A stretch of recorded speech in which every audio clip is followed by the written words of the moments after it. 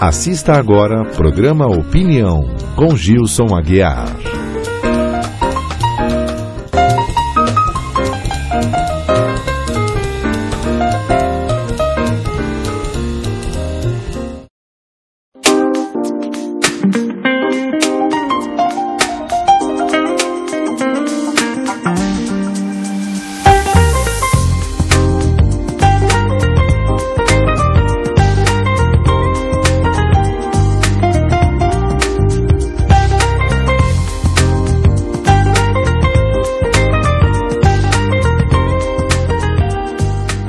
O programa Opinião de hoje vai falar sobre aquilo que muitos consideram uma necessidade, mas que pode se transformar nos problemas em problemas sérios quando se fala em justiça e direitos. As chamadas minorias, elas existem? Precisam de tratamento especial perante o Estado, perante a lei? Não se questiona. Sim, mas até que ponto isso não se transforma num gueto? Um gueto que pode favorecer principalmente a quem se reveste de minoria e nem sempre é. Para entender um pouco esse tema, eu vou conversar com o doutor em Direito, que é professor de Direito da Universidade Estadual de Maringá e também de Sesumar. Converso com o advogado Nilson Campos. Doutor Nilson, bem-vindo à Opinião. Obrigado. Quando se fala de gueto jurídico, quando se fala de gueto, a gente pensa em gueto no espaço urbano, onde tem um grupo de pessoas que se fecham dentro desse espaço, se caracterizam por alguma identificação própria e procuram se descender, ou criar ali dentro de um certo território, dentro de outro território que é a própria cidade. Quando se fala de gueto jurídico, eu estou falando do quê? Na verdade, nós estamos falando não de vontade própria. Essas pessoas não se segregam por vontade própria. Na verdade, elas são segregadas. Isso já aconteceu com os portadores de Hansen, à época chamada de leprosos, que eram confinados em leprosários. Aconteceu em Salpêtrière, em França, no primeiro hospício onde se colocava prostituta, bandido, drogados da época, aleijados, como se chamava na época, que se segregava da sociedade. Era feio ver muito tempo. E Salpêtrière, ainda hoje é um centro de referência em tratamento psiquiátrico no mundo.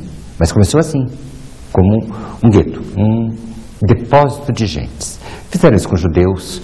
Se você rememorar Shakespeare, no Mercador de Veneza, ele narra isso, né? O Shylock tinha que sair da cidade de Veneza, embora fosse comerciante de Veneza, na cidade-estado. Na hora de dormir, ele tinha que ficar segregado no gueto. Não porque ele quisesse.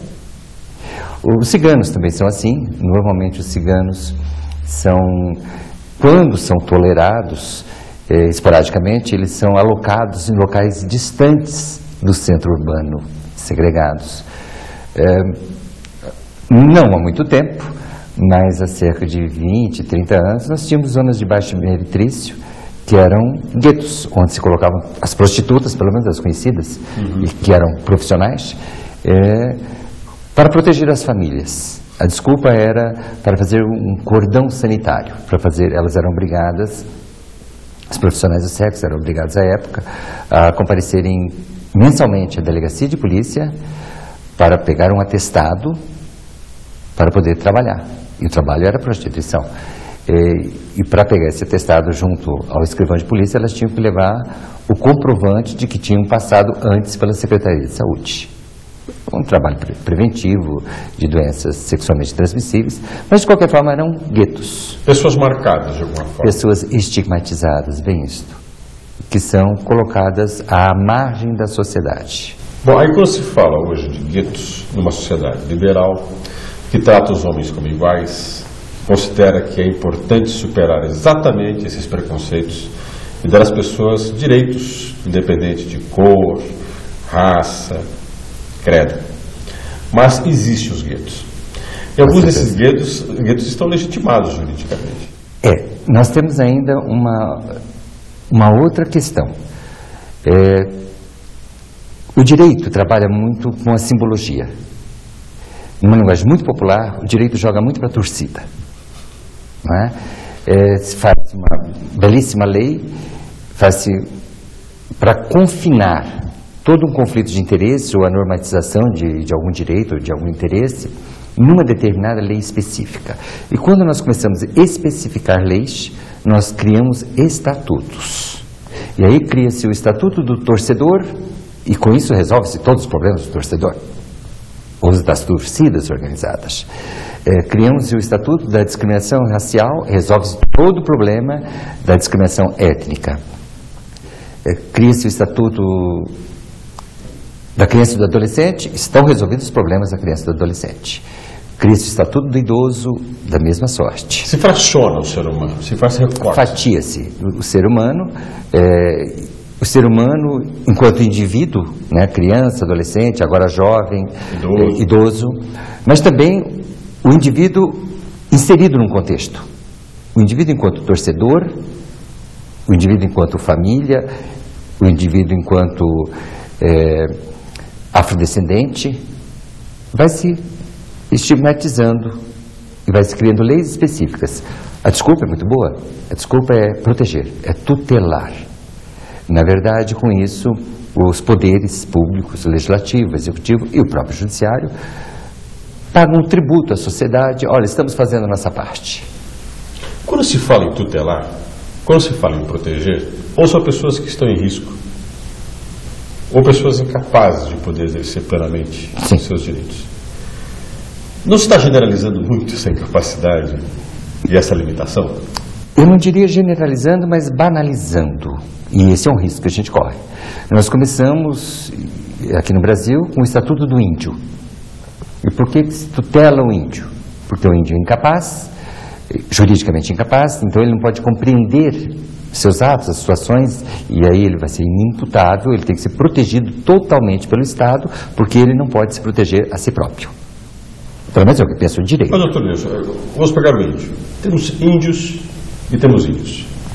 Temos os índios que calculam que uma parte da população, inclusive aqueles jovens em Brasília que colocaram fogo em um, acabam considerando que existe, que é aquele índio que está na floresta, dizendo ainda, né? O bom selvagem. O bom selvagem, exatamente. Né? Eu pegarei a figura de Bartolomé de las Casas, o bom selvagem. E temos a grande maioria dos índios que estão urbanizados, vivem nos espaços urbanos, trabalham ou estão em situação de miséria, mas que estão aculturados, se envolvendo com a cultura ocidental. Se fala de índio, uma coisa muito genérica, de que índio eu estou falando, como é que eu vou detectar quem merece proteção e quem não merece? Porque às vezes esse que está na cidade se reveste do outro. Bem, temos primeiro uma questão de autoidentificação. E as minorias, os grupos chamados de minorias, eles são assim chamados, não porque eles sejam quantitativamente inferiorizados numa determinada população. Não. É uma questão de qualidade de poder, qualidade de acesso ao círculo de poder, qualidade, portanto, uma qualificação jurídica que proporciona aos indivíduos integrantes daquele segmento influir, de alguma forma, nas decisões que serão tomadas para a sociedade e para o seu segmento. Isso é minoria. Tá, mas quando eu pensar, por exemplo, Gilberto Gil né, e é uma das maiores expressões culturais brasileiras. Gilberto Gil vai onde quiser, será bem respeitado, é um símbolo do país, não sofrerá qualquer tipo de restrição e ele é um afrodescendente. Os afrodescendentes são, em alguns momentos, vistos como minorias. Sempre, aqui no Brasil sempre. Nem todos, claro, são Gilberto Gil, mas nem todos estão numa condição extrema de proteção. Em algum momento, as pessoas que estão vivendo uma situação melhor podem se revestir de afrodescendente pela proteção que podem adquirir? Pode porque o indivíduo, o critério de minoria, de grupos minoritários, é da autoidentificação. É a pessoa se sentir integrante daquele grupo. É o que explica os últimos censos do IBGE, que, de forma paradoxal até, mostra, ao contrário do que acontece no mundo inteiro, um sensível aumento da população indígena no Brasil.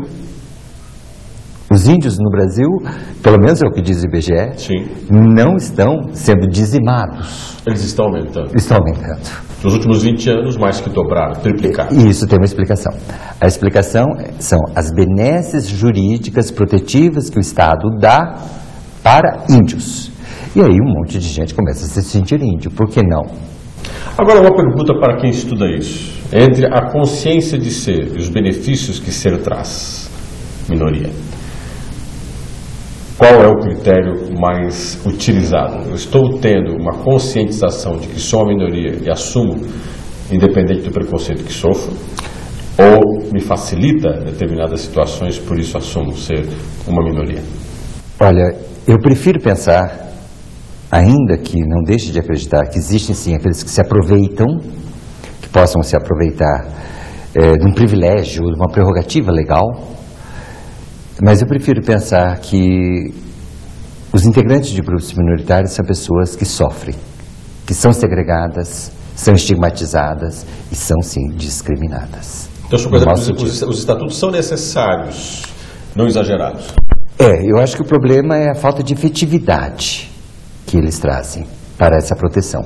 Porque se exagera, cria-se muita bobagem legal.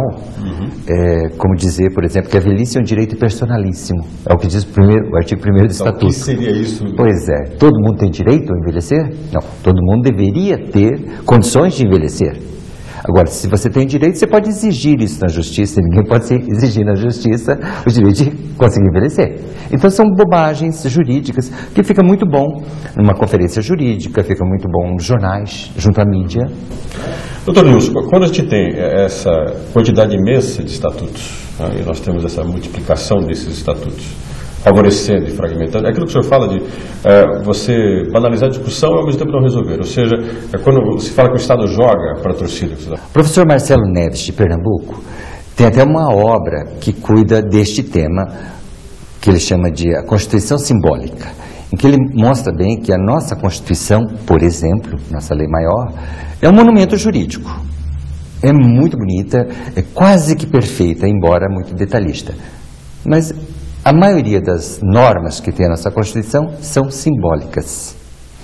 Por exemplo, lá nas disposições transitórias da Constituição, que é o Código da Nação, que a nação nunca lê, infelizmente, tem um artigo que diz que todo brasileiro tem direito a ter pelo menos um exemplar da Constituição brasileira, que o Estado é obrigado a entregar. A administração pública, direta e indireta, as gráficas, tem que imprimir a custo baixo, evidentemente. Ninguém está falando de papel couché, mas cada brasileiro tem o direito de ter uma Constituição. Quantos brasileiros sabem disso? Quantos brasileiros sabem disso? E dentre os que sabem, quantos cobram? Eu vejo entre alunos, a gente trabalha, seja na universidade particular, seja na universidade pública, a nossa população de alunado é, regra geral, pobre. Pessoal que trabalha, que rala e que tudo custa muito caro. Muitos deles não têm uma Constituição, porque custa caro, vai numa livraria para comprar. E não precisa disso.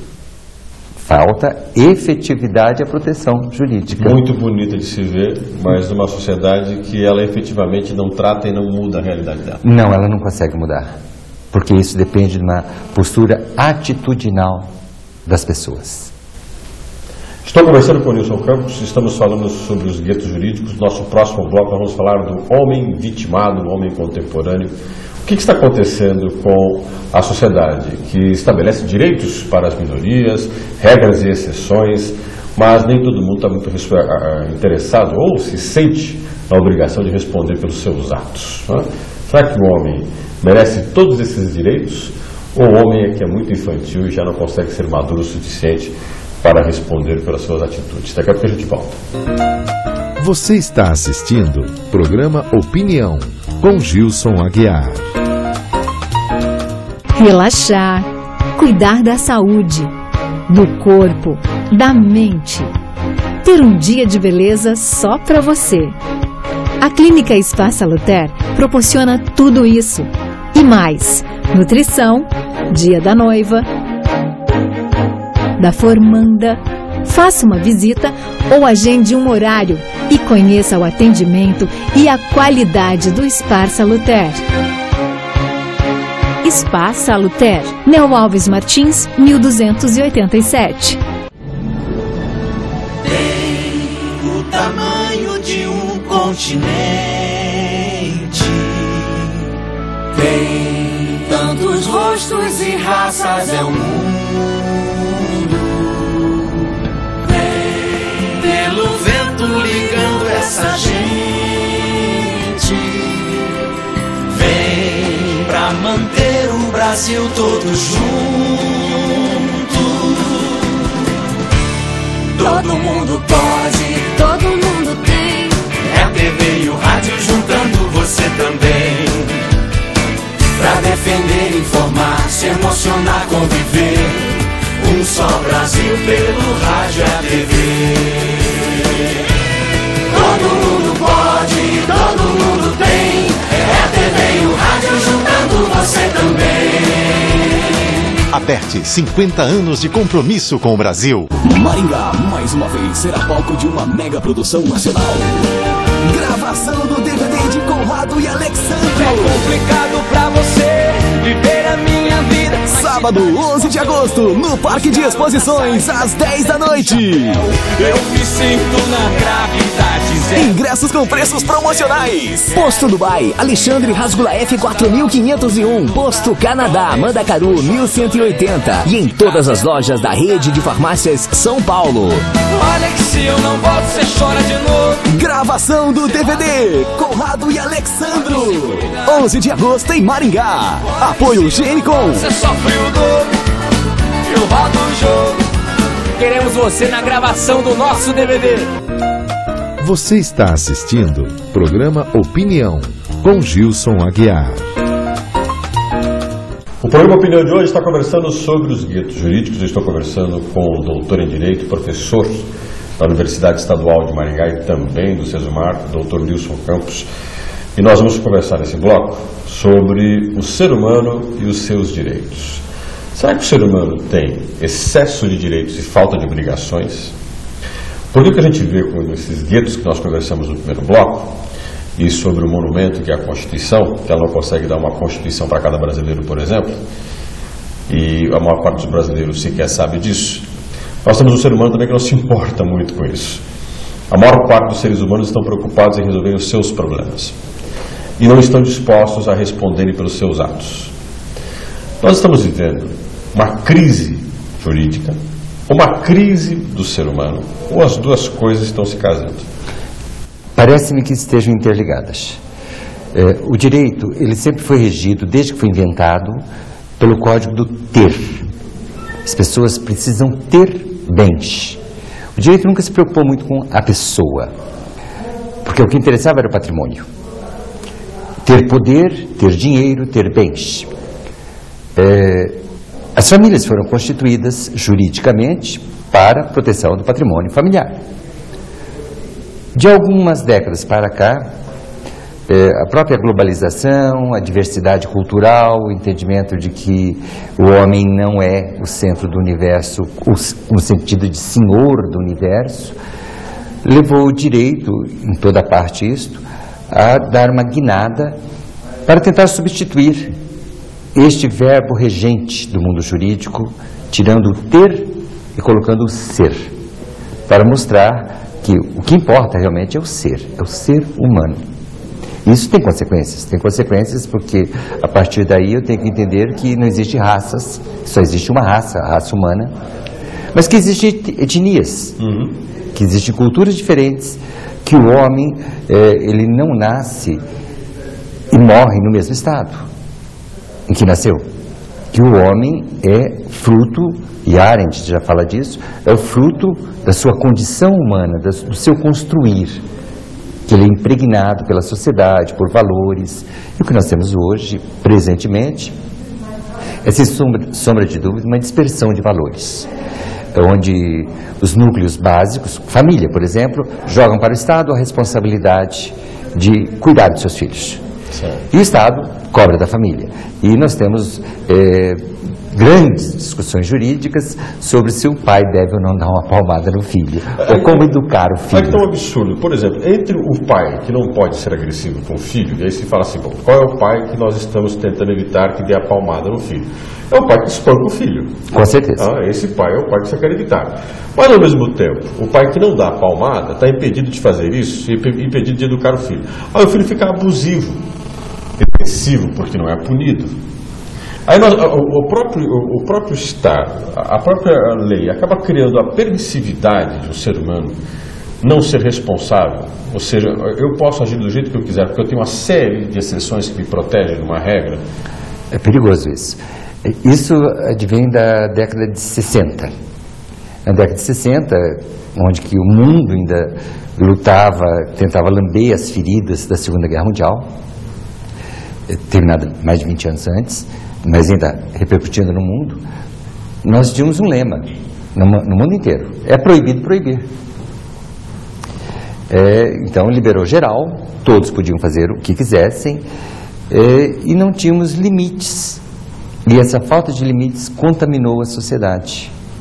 E o homem, que sempre foi um ser inseguro, incerto de si próprio, o homem ficou absolutamente perdido e teve valores que ajudavam a sustentá-lo, valores que foram dispersos. E começou a se confundir tolerância com complacência, por exemplo.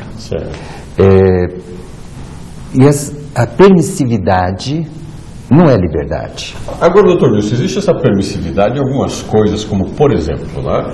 Você observa os meios de comunicação, você observa as propagandas de televisão, você observa as mensagens dos cursos de autoajuda, as referências que se faz a quem são os heróis da nossa sociedade, são pessoas extremamente permissivas.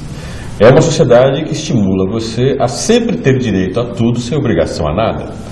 Nós desassociamos, por exemplo, o automóvel dos riscos que o trânsito traz. Nós desassociamos a maternidade e a paternidade da responsabilidade sobre o filho. Nós mais decoramos os quartos das crianças do que mostramos para os pais a responsabilidade de educá-los. De uma certa forma, a sociedade não vende a ideia de que você pode tudo e não tem obrigação de nada? Essa ideia é vendida. Só que nesse oceano que se abre aí, nós temos, por exemplo, a erotização de crianças. Você mencionou que as pessoas parecem que têm direito e não têm obrigações. Não, não existe direito sem obrigação. Isso é correlato. O bônus tem em si embutido a palavra ônus. Todo bônus traz um ônus. Com a erotização de crianças, por exemplo, cada vez mais acentuada, não só pela mídia, o que nós temos? Consequências seríssimas, como gravidez cada vez mais precoces, sem nenhum senso de preparo ou de responsabilidade para maternidade ou paternidade. Então nós temos a criação de um círculo não virtuoso, mas um círculo vicioso, em que a mãezinha de hoje, o paizinho de hoje, não vai ter a menor condições de dar um degrau a mais de educação do que recebeu ao seu rebento, ao seu filho. Durante o governo da Henrique Cardoso, Ruth Cardoso, falecida já, ela chegou a apontar que um país que tem Xuxa, que produziu a maturidade na infância, que sexualizou a criança, não poderia reclamar muito da pedofilia. Ou seja, ela estimulou, de certa forma, um abuso à criança quando você retrata a criança próxima à sexualidade. Deve vir um culto de sexualizar a criança muito cedo. Bem, eu em momento algum associaria a figura da Xuxa Meneghel à sexualização da criança e à pedofilia. Primeiro, pedofilia é doença, é patologia. Precisa ser tratada e tratada de forma criminal, inclusive. Não se pode imputar somente a uma pessoa, por mais célebre que seja isto. Isso é uma consequência. É uma consequência da própria estrutura social capitalista nossa. Sem falar mal do capitalismo, não é essa a questão. A nossa estrutura é assim. Nós usamos babás eletrônicos para cuidar de nossos filhos. Hoje a gente dá um gamezinho, dá um tablet para o nosso filhinho, não ficar perturbando na hora do jantar ou na hora que você está querendo ler o seu jornal. Você vai tapeando a criança e aí você vai se fazendo ausente. Não é por acaso que uma das grandes piadas que circulam pela internet é de que pais se comunicam com os filhos pela internet, embora morando na mesma casa. O que não é incomum. Não é nada incomum. Isso é falta de responsabilidade.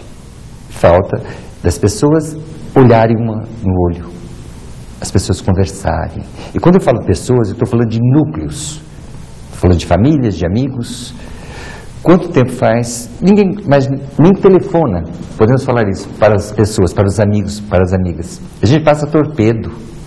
É mais econômico. Inclusive, falar uso do telefone celular virou uma disfunção do celular, é a segunda ou terceira função dele. Até porque, com essas novas mídias, com esses novos veículos, de tablets, celulares, as pessoas não se dão conta, e eu estou generalizando de propósito, por óbvio que é generalização, as pessoas não se dão conta de que o decoro da privacidade, o decoro da intimidade diz respeito a cada um. Em outras palavras, você não pode ser obrigado a ir a um restaurante ou a um shopping, ou estar na rua e ficar ouvindo intimidade de outra pessoa, porque essa pessoa está falando no celular com um terceiro, confessando, fazendo um barraco, enfim, narrando os frutos bons e ruins da sua vida, para o mundo inteiro ouvir. Quer dizer, cadê o senso de intimidade? Cadê o fechar as cortinas para preservar o que é meu? Agora, as pessoas em determinado momento não estão vendendo a própria privacidade como uma forma também de se divulgarem, virou uma forma de fazer uma publicidade pessoal. Nós não estamos violando a intimidade das pessoas, as pessoas estão permitindo isso. Mas é exatamente esse ponto. Então, quando se fala de permissividade, nós temos que passar por aí também. E aí nós temos, nas minorias e nos grupos vulneráveis, nesses dois segmentos mais afetados e que precisam de proteção jurídica, um tratamento simbólico a eles. Tratamento totalmente simbólico. Basta nós vermos numa fila de banco, por exemplo, idosos.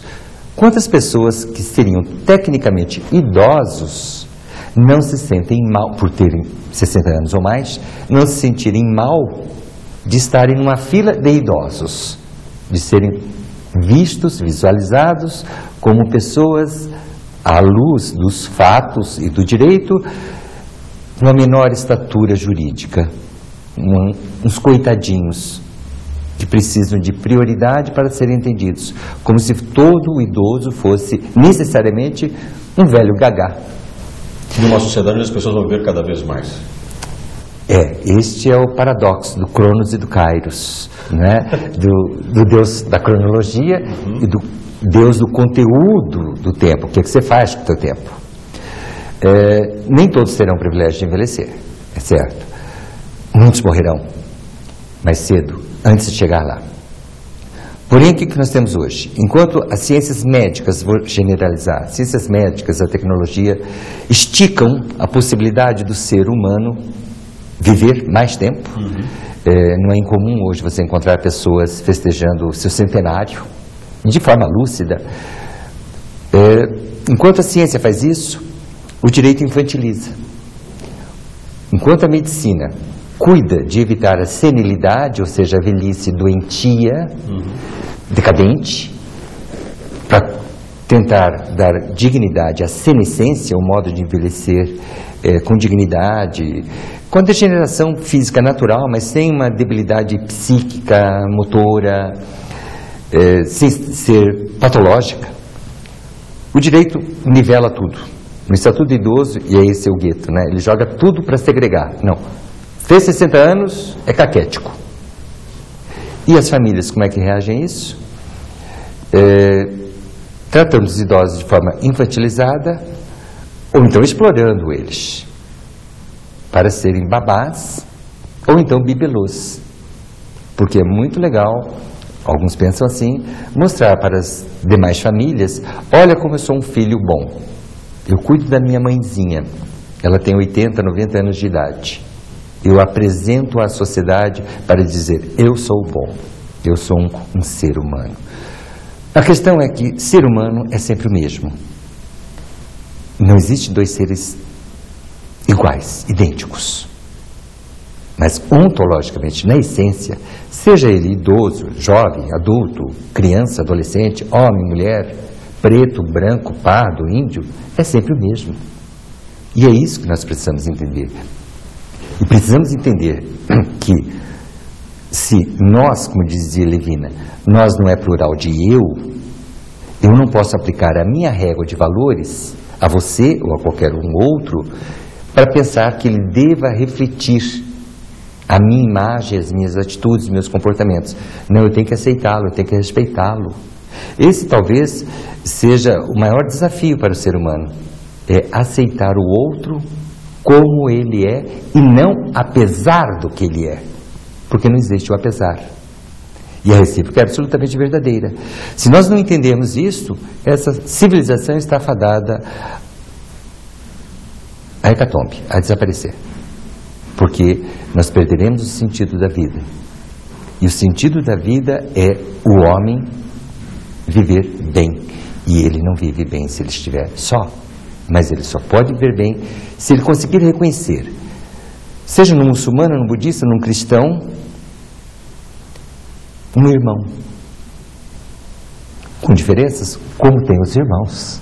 Numa família pequenininha, todos os irmãos são diferentes. Um pai nunca trata, embora todos digam que trata, os filhos da mesma forma. Por quê? Porque ele trata, e isso é intuitivo nos pais e nas mães, tratam os filhos como eles precisam ser tratados, conforme as suas características pessoais, endógenas. Ele não nivela. Os pais não nivelam os filhos. A sociedade quer nivelar os homens. Essa é a questão. Conversei com Nilson Campos, ele é doutor em Direito, professor da Universidade Estadual de Maringá e também professor do Sesumar. Falamos sobre os guetos jurídicos e comentamos agora de que a sociedade erra ao tratar o ser humano dessa forma, ao mesmo tempo que igualitária e criando recortes nos seres humanos, prejudicando talvez essa diferença necessária e esse tratamento que o ser humano tem que ter de uma forma às vezes mais universal, mas sem esquecer as diferenças. Professor Nilson, muito obrigado pela sua presença aqui no Opinião. Foi um prazer, muito obrigado. Até o nosso próximo programa.